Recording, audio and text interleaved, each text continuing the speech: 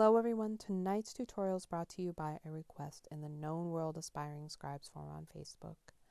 We have been talking about tracing, and I had brought up how I have been using the computer to help set up images for tracing over manuscripts.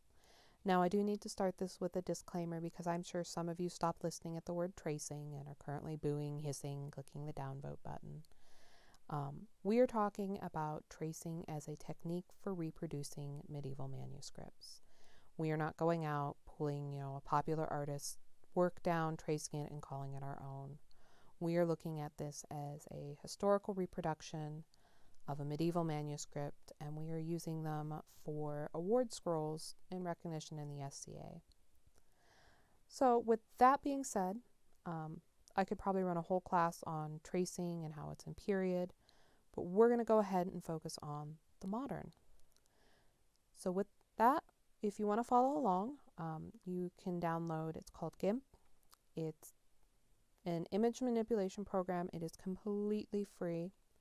If you have Photoshop, go ahead, use that. Otherwise, this works really well. It does have a little bit of a learning curve, but hopefully we will get you around some of that here. Now, the other thing you're going to want to go and get is some images to trace. I pulled all of mine tonight off of my Pinterest board. I will warn you, if you do use Pinterest, to make sure to verify that what you're pulling is actually a medieval manuscript. Your best bet is just to go directly to the source. I will link in my blog a listing of places that have digitalized their medieval manuscripts for your viewing pleasure. So let's go ahead and get started. If you haven't already, download and open the manipulation program here. And then I'm going to go ahead and start out by setting up a piece that I would want to trace. I've been doing little art trading cards, so they're pretty tiny, they're pretty easy to do. So we're going to click File and we're going to click New. And with that, we're going to go ahead and make sure that we have selected inches. And then these little art trading cards, they're about 3.5 inches by 2.5 inches. And I'm going to tell it OK. And this brings up basically a little trading card for me. Now, the next thing I'm going to do is go get my image that I want to use to trace. So I'm going to go and I'm going to open this as a layer. And I have here, you can see over on the side it opens up a little preview. You can kind of click through and pick which one you want. I'm going to go after this guy here. He's this cute little deer. I'm going to tell it to open. Now when I open it up, you can tell that the image is actually bigger than what my trading card would be. So the first step that I am going to do is I am going to go, and because I open this as a layer, I'm going to click the Layers tab, and I am going to scale my layer. And a couple things with this screen. I keep my layers sizes, the height and width, locked together. This will let me scale it proportionally. Otherwise, everything kind of gets wonky. With this, I'm going to go with 3 inches across. That will get it inside my card. It also makes sure that the height of my image is going to be inside the card as well. You can kind of play with it, see what you want. You can come back, scale it, unscale it as you need. I've just done a bunch of these, so I know this is about the size I need. So go ahead and click Scale to set it up. And presto, I have a cute little deer already that's going to fit and I can trace. Now, I have just a black and white printer. So if you have a color printer, this is where you'd stop. Go ahead and print. If you got a black and white printer like me, we're going to go ahead and actually remove the color so that we can see it better. So I'm going to go here, I'm going to click Colors, and then I'm going to come down. This is to saturate here. So it's going to turn everything into a shade of gray for me. And I can change based off of the lightness, luminosity, or just the average. And I kind of click through, see what's going to make my line work pop the best. And I've decided Lumosity on this one. And then we're going to click OK. You can see here I have an image that I can clearly see the outlines of the deer. I'm going to go over here. And the next thing I want to do is kind of get rid of this background noise, the paint on it, because I want those lines to really pop so that I can trace it easily. Because what I'm going to do is print this out, put it on a light board, put my Bristol board trading card over it, and then trace through it. And the bolder my lines are, the better I'm going to get a trace. So at this point, I go in and I like to use curves. And it pops up here. You got this line and you kind of grab it like this and just kind of scooch it around. You can see here, like that's going to help me pull out the grays. Scooch it over in here. Okay, and I like that. I can clearly see all of my lines. It's gotten rid of most of the background fuzzies. I'm going to tell it okay. We're going to go ahead and we're going to make this a little bit bigger and easier to see. So I want to bring it up. So as you're looking at this, I could print and go with this as I want. It would work. But obviously there are things and they're not to the edge of that. So what I'm going to do is I'm going to go over here. I'm going to click, I want to create a new layer because this layer that I have, it stops right here where that dotted line is. So I'm going to create another layer over top of this. Tell it okay. I want it to be transparent. And I can go in now. I have this pen tool on my toolbox up here. I'm going to click it. It's called the Paths tool. It's the pen tool in Photoshop. And what I can do is I can click here,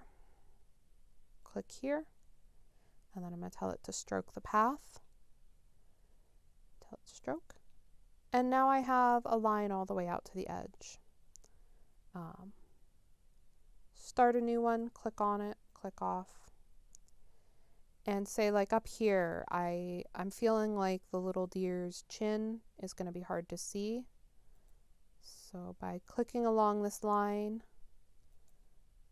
I can then go and click that again, click stroke, click on.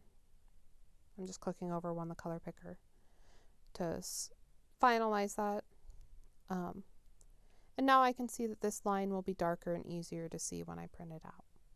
So that right there is the basics. This is how you get the image from the pretty manuscript piece that I found onto my little art trading card and then get my lines darkened up so that I can trace. At this point, what you're going to want to do is you're going to want to go under File, and we are actually going to export this. This is important because the save option will only save it as the GIMP's proprietary image file. It won't save it into something that we can actually print from. So we want to export. All right, so I am going to call this Deer Ready to Print. And then I'm going to change the ending to a PDF. And some of you are probably wondering, why do I want a PDF? The reason for this is that when we print with PDFs, it's going to retain the original image dimensions. It's a printing thing. We'll cover that kind of at the end of this, but I'm going to tell it to export. It's going to ask if I want to apply any layer masks, commit anything. I'm just going to tell it, okay, I don't have anything there. And boom, my little deer is ready to go. Now, part 2 of this, and this is the part that I haven't played a ton with because I've just been doing little single images, nothing big and impressive, is we're going to actually do a scroll layout. So I'm again going to go out here, I'm going to grab New, I'm going to go ahead and throw this into inches. And my printer will do an 8.5 by 11 sheet of paper. Keep in mind I have some margins in there, so it won't be quite that size. But for the sake of this tutorial, we're going to set up an 8.5 by 11 page to begin our work. Okay, tell it all right. Open that up. And again, I'm going to go out, I'm going to grab my images, I'm going to open them as layers. Now you can click and then you can press shift on your keyboard, and this will get you a whole bunch of images at once, so you don't have to go through and individually open things. Just a time-saving tip. Tell it to open. And there we have it. We have our images that we are going to play with. Now when you're combining stuff like this, the kind of design tip I want to give you is make sure that you are pulling from the same time and place. Otherwise your manuscript page will end up looking a little funky. But that aside, I have pulled all of these from the same books. Similar time period, similar feels, so I shouldn't run into the things look funky problem. Now with this, we're going to go ahead and this time, instead of going to the Layers tab, we're going to go down here and I can actually click on the Scale tool down here. One of the things you want to keep in mind is that when we are working with multiple layers is you always want to make sure that you have selected over here in your layers the correct one. Otherwise you'll start doing stuff and you'll be like, why isn't it working? It's because you're not on the right layer. It is very picky about that. So I'm going to go ahead, double click this. Again, my scale is locked. And I can kind of drag it over here and make a new size. I know I'm going to want to go pretty small with this. So like 4 inches, that looks good. And then I'm going to grab my move tool here. I can pop those little bunnies right on there. And then I can go, I'm going to go grab my next one by clicking on my layer. Make sure I've got the right one. Okay. And again, I can scale this down. Tell it scale to go ahead. Now, one of the things that you can do at this point is you can grab the eraser tool. Obviously, I do not need this text. I'm not going to be copying it into my final design. So if I go ahead and just remove that, I can now see through. So I want to bring my bunnies down here. I want to bring the edge of that down here. I'm going to go ahead and grab this guy. Now again, I can scale it down. Just drag and click on the corner and then tell it scale. And then this one I want to rotate because I want this to go down on this side. Again, it's a click. And you just kind of bring it around like that. You can do it that way as well. We're going to go ahead and we're going to grab the move tool. And we're going to move it down here. And you can kind of see I have a rough idea of what my bunnies would look like proceeding across the bottom of the page. In this case, I'm going to grab the rabbits. Again, you can see there where I started to erase and wasn't getting anywhere. And I'm going to take out, say, the lead bunny so that I have enough room for the rest of my bunny parade. Clean out the bottom a little bit. Go up here. I'm going to grab this guy again. I'm going to keep erasing things I don't need. I could have also done this on the deer to remove lines that I wasn't going to trace. It's kind of up to you. Again, go over, click how you want to do it. Now say I like the way this looks, but I want to get something up here on top. I want to continue the swirly patterns. So what I'm going to do is I'm going to make sure that I have the right one of these. And you can see it's now outlined.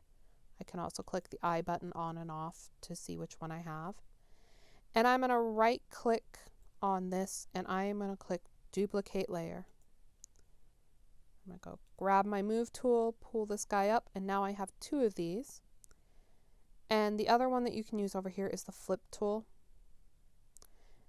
Or in this case, I just want to start by rotating. Tell it okay. Then I'm going to flip it. Click and flip. And now I have that same swirly leaf pattern up here that I could trace. And that would make a real nice border. I personally would probably just draw this line in freehand. If you want, you could go ahead and like grab the path pattern here. Create a new layer and make a path between the two. And that would get you a line. But overall, you kind of have an idea of what this would look like on an 8.5 by 11 sheet. Now, if you are truly going to trace some things, the other nice thing that you can do is you can actually go in, and I am just going to put out there, I do not do calligraphy. So this is my ultimate cheating method for getting a scroll together.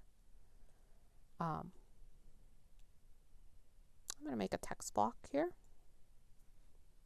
Let me have to make the block the size that I want. And paste in my text. And you can go out and find a calligraphy font.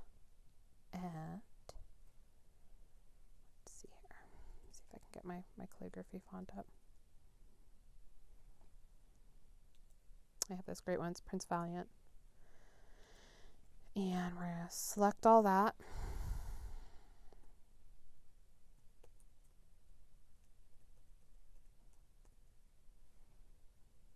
Click.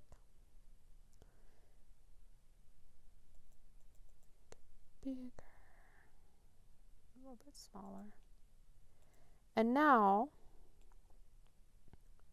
all of a sudden, I have calligraphy that I can even copy, which is really, really nice.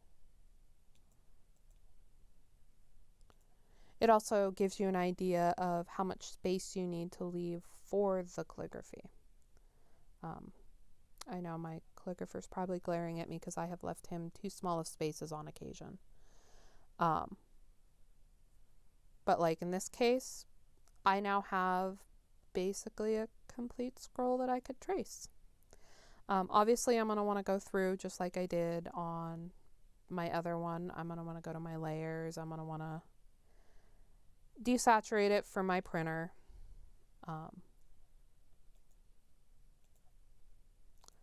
So that I am able to print it out clearly and trace it easily.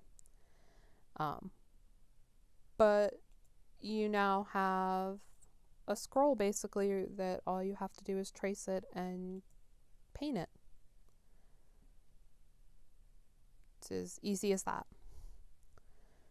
So hopefully that kind of gives you an idea of how you can use this program to make yourself a traceable scroll basically. So if you have questions, go ahead, drop them in the comments below. You can check out my blog of greenandgold.com, and I'll put all the links out there for the images I used. And hopefully this helps you get into scribing in the SCA. Thank you guys very much. Okay, I'm sorry some of you are screaming at your screen right now. Hold up. You said you were going to talk about printing in the end. I am. I apologize. So the reason that I said save it as a PDF is as follows. So go ahead. We're going to open up my hair printing block piece. This is one that I got all ready to print. The reason that you want to pick a PDF is because it basically finalizes the image. That way, if you aren't printing it on your home printer, or you have to go out to like a Staples or something, when they open the image file, it's not going to adjust or mess with something on their side. PDFs are also really easy to manipulate when you print, and so you want the basically to give it the best chance possible. So I'm going to go ahead and show you here. I'm going to click print. Now, this is a secret that not a lot of people know, is that printers have to have what's called a bleed margin, basically. You are not going to find in your average home printer a printer that can print from one edge of the page to the other, right up to the edge. That is a full bleed printer. They are expensive and hard to come by. I worked for a time in a print shop, and I didn't have a full bleed printer there. I would have loved one. We did a lot of things that required that, but we just kind of fudged it by putting a very small bleed margin. So keep that in mind when I said we were making an 8.5 by 11 sheet on that mock-up for the scroll. If I actually wanted that to print at 8.5 by 11, I would have to go up a paper size. So in my case, I'd have to take that out to a printer and tell them I want this on a bigger sheet so that I don't have the margins. So for those of you at home who've been printing at 8.5 by 11, shredding your hair out, wondering why your carefully measured piece isn't printing correctly, it's because of that bleed margin, and there is no way to get rid of it on a home printer. So you're not going crazy. That's just how it is. You can, if you want to cheat, you can print out multiple pages and then like tape them together to get the actual size. I'm lazy. I'll just take it to a place and have them print it. But in the case of my little cards, I'm going to want to make sure that it says actual size, because these guys are going to be well inside of any bleed margins. Then I'd tell it print, and then I could go and measure it, and it would say, yes, this is, the 3.5 by 2.5. But yeah, that's the quick tip on printing. So if you have any more questions, again, drop them in the comments below. If you liked what you saw today, go ahead. You can click the like button, the subscribe button. I should hopefully have some more tutorials out to help with scribing in the SCA. So thank you guys very much.